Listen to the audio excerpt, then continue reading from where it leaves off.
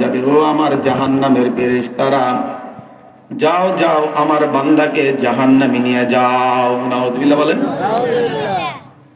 বাবার বয়সে মুরব্বীরা খেয়াল করে শোনেন,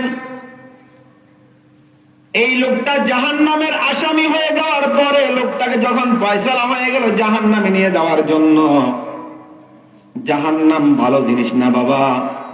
জাহান্নামে যাইতে মন কারো চাইবে না, কারো চাইবে না।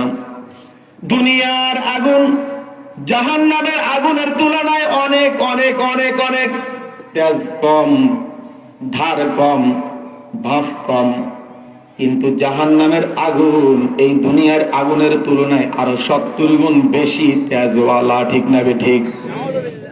দুনিয়ার আগুনের সামনে যদি দাঁড়ানো আবার আপনার জন্য সম্ভব না হয়, দেখেন না বিভিন্ন জায়গায় আগুন লাগলে মানুষ কেমন অস্থির হয়ে যায়, আগুন থেকে বাঁচার জন্য 5 তলা থেকে ঝাঁপ দেয় কি দেয় না?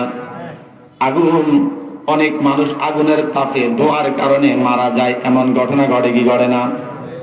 এই জাহান্নামের আগুন দাও দাও করে জ্বলতেছে জাহান্নামের মধ্যে, লোকটাকে জাহান্নামের দিকে নিয়ে যাবে, লোকটা যায় না। আল্লাহ পাক রব্বুল আলামিন জাহান্নামের মালিক ফেরেশতাকে বলল, মালিক ফেরেশতা, আমার বান্দা আজীবন আমার নাফরমানি করেছেন, কোরআন হাদিসের আলোচনা তার কাছে ভালো লাগে নাই, নামাজ তার কাছে ভালো লাগে নাই, আজকে তার পায়ের মধ্যে বেড়ি পরাও, গলার মধ্যে শিকল পরাও, হাতের মধ্যে বেড়ি পরাও, জাহান্নামে যাইতে না চাইলো টেনে হেসতে থাকে জাহান্নামে